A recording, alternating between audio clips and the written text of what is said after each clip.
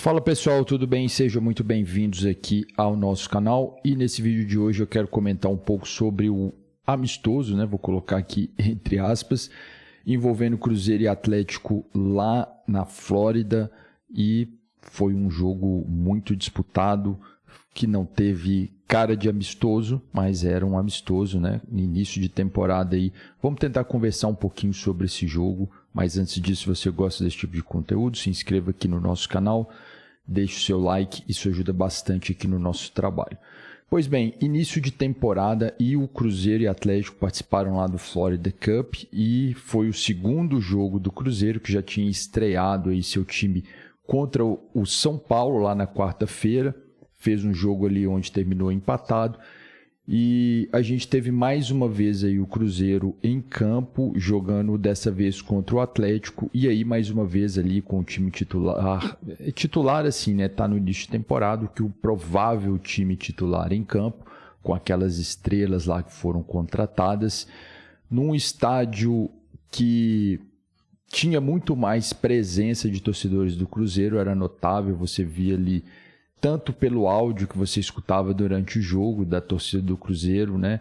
E as imagens também dava para perceber, né? E também o repórter, eu acho que o repórter lá da Itatiaia, que eu estava acompanhando, ele falando que realmente tinha mais torcedores do Cruzeiro, né? Pelo menos o setor onde os torcedores do Cruzeiro estavam era maior do que o setor atrás do gol, né? Dos gols ali onde os torcedores do Atlético estavam. E os ingressos lá no setor do Cruzeiro foram todos vendidos e no setor do Atlético, que era menor, não foram todos os ingressos vendidos. Então, pelo menos ali por trás de cada gol, né, onde ficam ali as organizadas, né, aquela parte ali que não tem arquibancada nos estádios, né, como é comum aqui no Brasil também, na Arena do Grêmio a gente tem, na Arena do Atlético, o torcedor do Cruzeiro estava mais presente. Pois bem, eu peguei aqui a escalação dos dois times aqui, vamos dar uma olhada. Eu vou começar aqui falando do Cruzeiro, como que eles jogaram, né? E o Cruzeiro jogou com Cássio lá no gol, né? William, Fabrício Bruno, João Marcelo, Marlon, Lucas Romero, Matheus Henrique, Eduardo, o Matheus Pereira e na frente lá o Dudu e o Gabigol. Pois bem, aquele time que é, assim, basicamente o time que provavelmente vai ser o time titular. No segundo tempo ali, o Diniz fez também as mudanças ali, mexeu no time, mas, assim, de forma geral, me parece que esse será o time titular. Eu quero também, antes aqui da gente falar um pouco aqui da escalação do time do Atlético, né? O Atlético, ele jogou com Everson no gol, o Saraiva, Lianco, Alonso, Arana, Fausto Vera, o Alan Franco, Scarpa, Bernard, o Gabriel Menino e o Hulk. Bom, é evidente, né, como eu disse aqui no vídeo que eu fiz também falando do jogo do Cruzeiro, é um jogo de estreia e foi um amistoso onde a gente teve ali muita disputa, né, principalmente ali no primeiro tempo, com poucos minutos de jogo o árbitro já tinha dado o cartão amarelo já, por causa que as entradas estavam sendo assim excessivas, aquele excesso de força. E é aquela situação, a gente está vendo um Cruzeiro que está tentando se reerguer, tentando voltar a estar no cenário do futebol nacional como um grande time, e um Atlético que vem de 5 campeonatos seguidos. Então é evidente, ninguém quer perder, ainda mais se tratando de um clássico como esse. Mesmo que seja um jogo amistoso lá nos Estados Unidos, que não vale absolutamente nada, que era para ser um jogo de treino, acabou que não teve muito essa conotação de treinamento. Bom, lá no time do Atlético eu queria destacar aqui que quem ficou lá no jogo inteiro, né, o Cruzeiro mexeu, mudou o time todo, foi o Everson e o Alan Franco. Foram jogadores aqui, se eu não estou enganado, acho que foi o Alan Franco mesmo, que foram os únicos jogadores que não tiveram ali as mexidas, né? Eu acho que o Cruzeiro, de forma geral, jogou melhor que o Atlético, foi mais intenso ali, e também já está no segundo jogo, a gente pode considerar assim. E até no jogo contra o São Paulo, eu aqui destaquei que o Diniz ele exige muito das equipes dele. Então a gente vê que tinha uma marcação muito alta, um jogo muito intenso. E a gente vê também a questão da posse de bola ali. Mais uma vez ali o Diniz mantém essa característica, né, de jogar ali com a bola nos pés.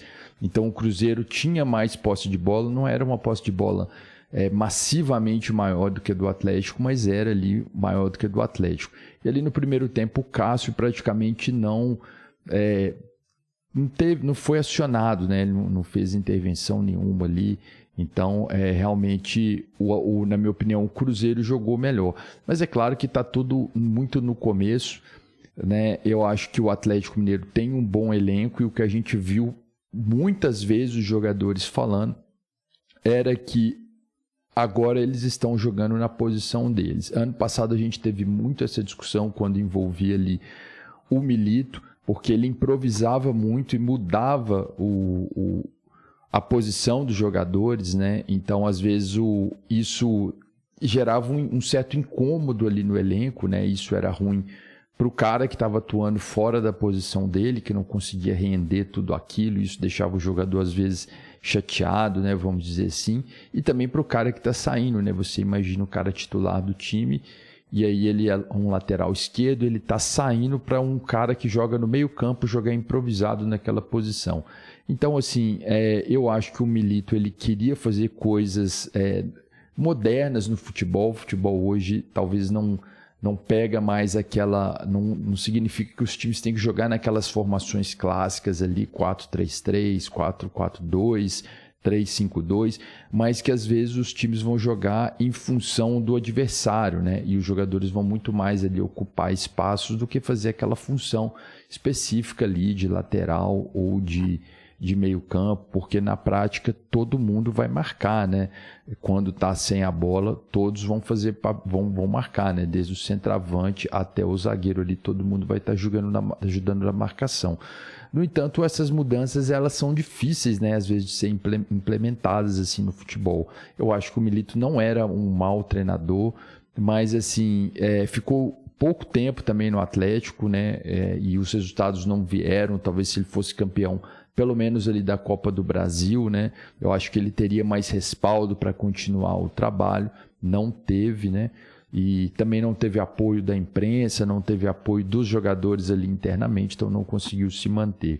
O Cuca é um treinador que ele joga de maneira mais ofensiva, é bem legal ver os times dele, é um treinador que coloca os times para jogar bem para frente, então eu acho que a expectativa é boa assim, para o Atlético nessa temporada. Eles têm um bom elenco, né? Apesar das peças que perderam.